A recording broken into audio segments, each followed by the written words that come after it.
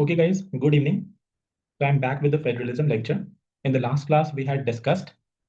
So I was giving you an overview about how to discuss federalism. So we were discussing what were the federal provisions in our constitution. How does it compare with other federal systems like the US? Okay. 1 second. Okay, fine. What are the challenges facing Indian federalism we have to discuss today, and how can those challenges be addressed? So discuss the importance of Indian federalism and comment on its nature. So I had taken one question: what are the federal provisions in our constitution, and how does it compare with the US? So I asked you to break the question into parts: introduction, body, okay, conclusion. So we had discussed the federal features as mentioned in Lakshmikant in a plain order, and then I mentioned the template format, right? So how you can think in terms of templates. So we can write these same dimensions in the form of legislative, administrative, financial, and other features like judicial and constitutional, because this is going to make the remembrance of points quite easy, and also it's going to leave a good impression that you understand the answers from a multidimensional perspective. Fine. And then I had asked you to compare Indian federalism with US by using the above same dimensions, right? So these 7 features divided into 3 to 4 major dimensions.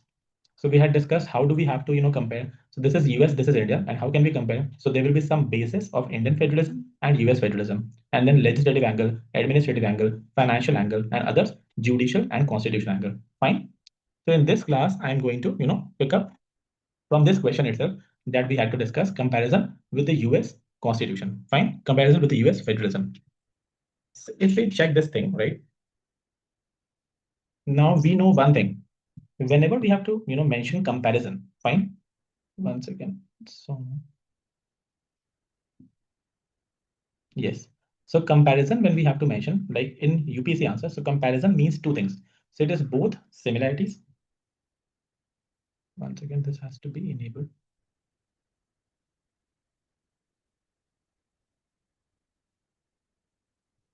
So, fine. So it is both, similarities, right, and differences. So comparison in UPSC answers is not just differences. Fine. So this is similarities as well as differences. Now we'll discuss the comparison between US and Indian constitution. So what can be a good introduction? Like suppose if we were asked only this question, right? So if the question was only this, compare federalism, India versus US. So what would have been a good introduction if only this question would have been asked? So we are going to mention the good introduction should be something that covers both India and US, right? Because introduction should be preface to the answer that we are writing. So this should be preface to the answer we are writing. Okay. Some broad idea we have to project. Broad idea should be projected via the introduction.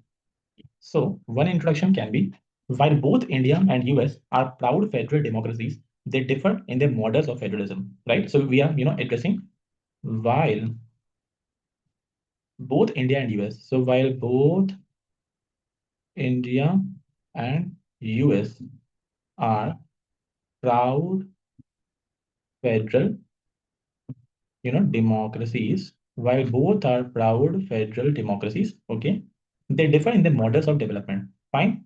So they differ in their, okay, models of federalism. Yes, sorry. They differ in their models of federalism. So both India and US, because this was the context of the question, right? We have to mention the question in its particular context. 1 second. So while both India and US, they're proud federal democracies, they differ in the models of federalism. Fine. Now we'll begin the similarities part. So similarities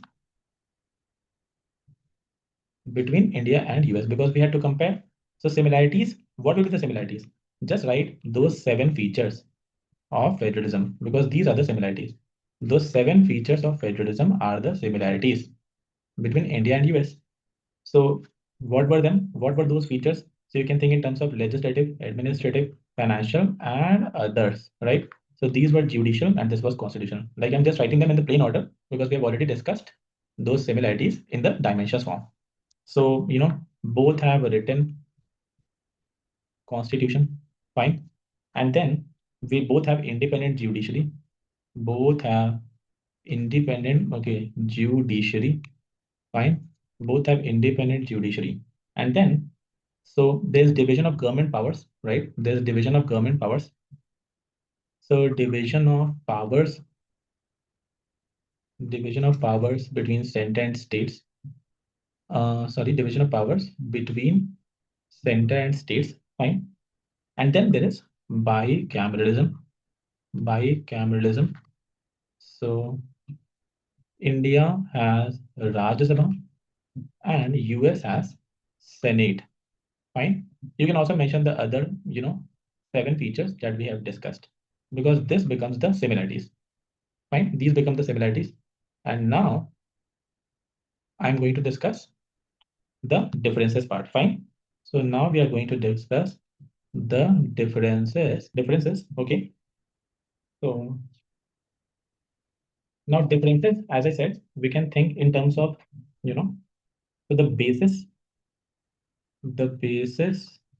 So this is US, right? And this is India. So this is US and this is India. So what will be the basis? In US, federalism is a result of an agreement between the states, right? So US follows the coming together model. It is an indestructible union of indestructible states. Fine. So US, right? So if I write, it is a result of an agreement. It is a result of an agreement between the states.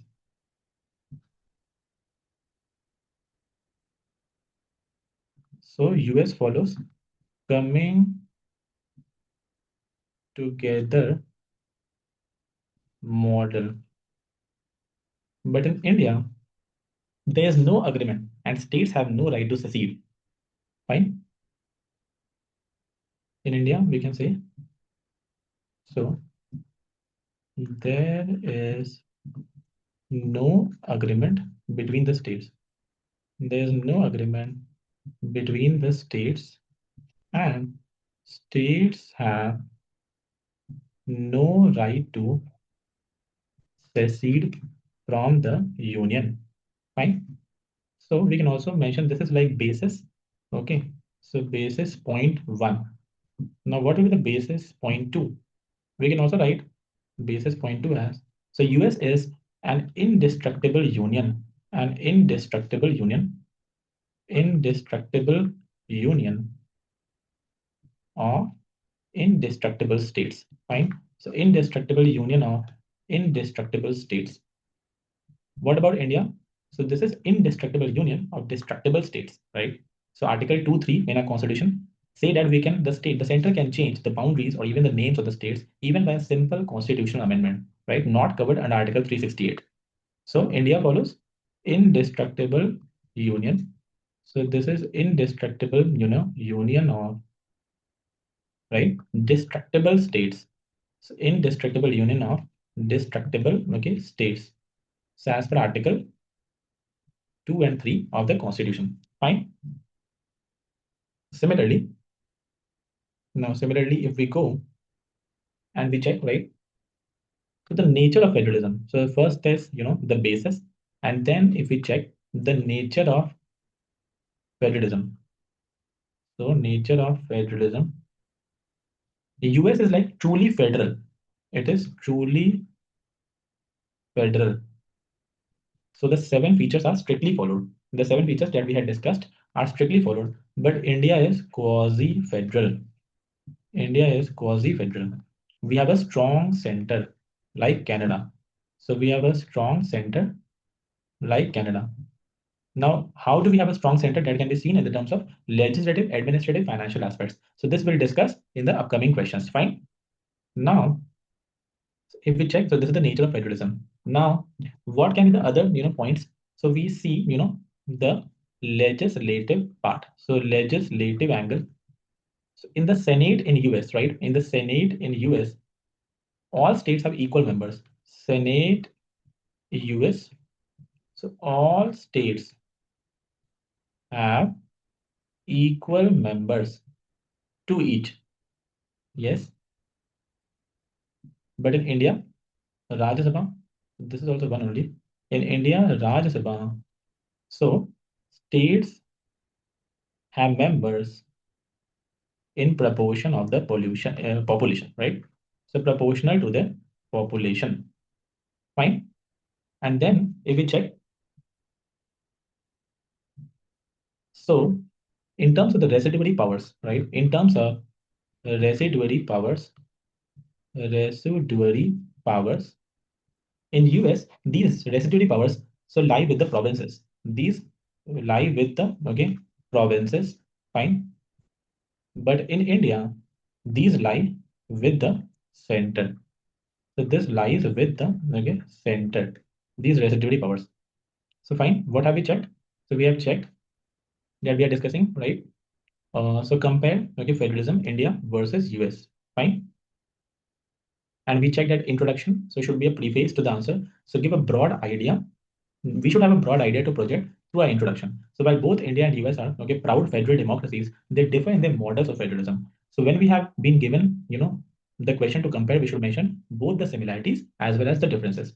So if we check the similarities, there are 7 features of federalism. So we can mention them that we have discussed in the previous class: written constitution, independent judiciary, division of powers, bicameralism, and other points that we had discussed. Now, when it comes to differences, we can again compare them on the basis of those 7 features. So that means similarities exist in terms of the 7 features, but there are also differences in the way the similarities exist. So differences between India and US federalism basis, it is a result of an agreement between the states coming together model. In India, there is no agreement between the states and states have no right to secede. So US follows the indestructible union of indestructible states. India follows an indestructible union of destructible states as per Article 2 and 3 of the Constitution. So nature of federalism, US follows true federalism. That means all the 7 features are strictly followed. In India, there's a quasi-federalism. So we have a strong center like Canada. We'll discuss quasi-federalism in the upcoming questions. So when it comes to legislative, comparison, so the Senate in US, all states have equal members to each. In India, Rajya Sabha, they have members in proportion to the population of the states. Also, the residuary powers in US, this lies with the provinces, but residuary powers in India, so this lies with the center. Fine. Now, let us discuss the other aspects. So if we discuss the other aspects, 1 second.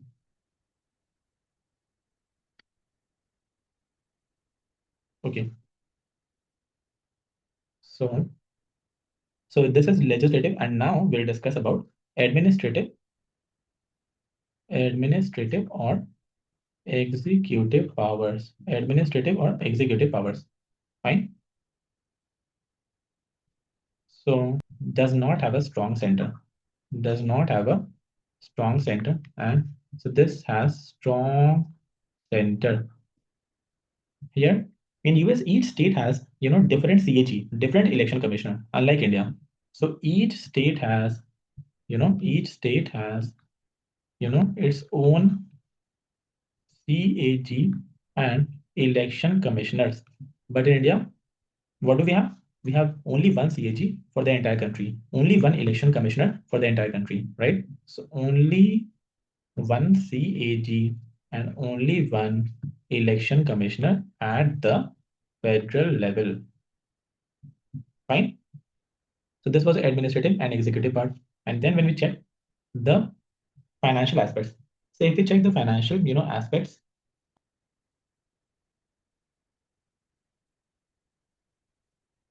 so financial aspects, right? So center has more control. Here center has more control over state finances. So this will check in the fiscal federalism topic. Fiscal federalism topic. Fine. In India, center has more control, and this will check in the fiscal federalism topic. Now, what do we have to check? Legislative, administrative, financial, and now, so we'll check the other aspects. So like judicial. So US has independent judiciary, but it is not an integrated judiciary. Not integrated. Not integrated, judiciary. That means the federal judiciary in US. So federal judiciary in US can't enforce state laws. They can't enforce state laws. Fine. But in India, in India, we have an integrated judiciary. We have an integrated judiciary with Supreme Court at the top and can enforce both the central as well as the state laws. Fine, it can enforce both the central as well as the state laws. As per Article 144, Supreme Court has judicial superintendence over all courts in the country. Fine, judicial superintendence over all courts in the country. And then when we check the other, constitutional aspects, right? When we check the other constitutional aspects, right? Other constitutional aspects, fine. So other constitutional aspects, what do we find? So there is difference in terms of how the constitutional amendment bill is passed. In US states, they have a role in CAPs.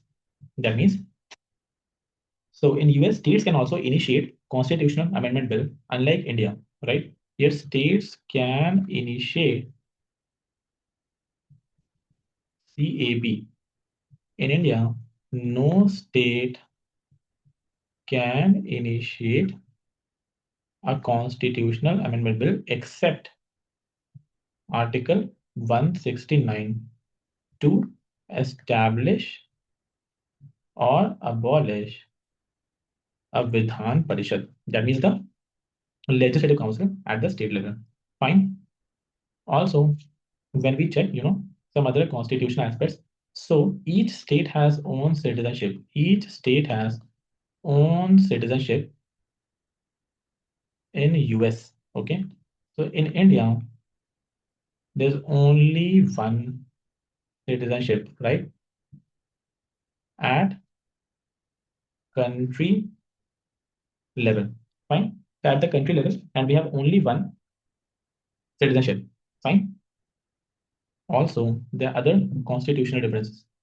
Like each state in US has its own constitution. Each state in US has its own constitution. In India, there is only one constitution at the center and states. Fine. So in this way, you can compare thinking in terms of dimensions. So the differences between India and US. So you can see differences between India and US federalism, right? The basis.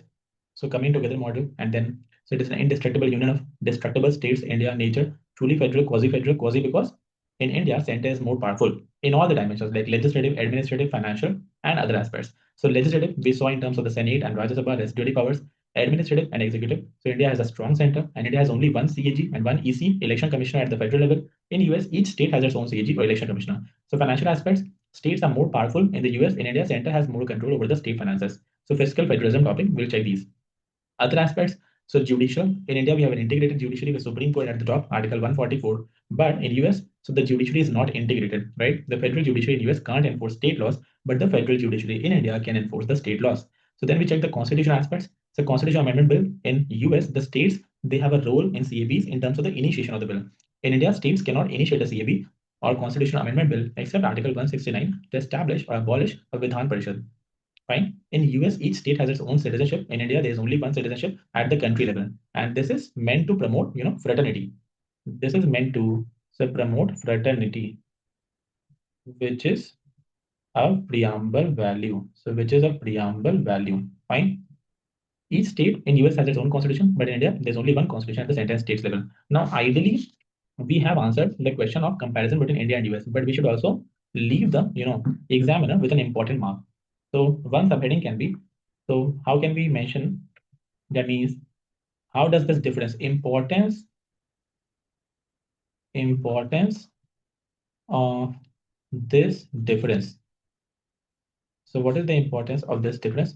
So you can simply mention, right, what is the importance?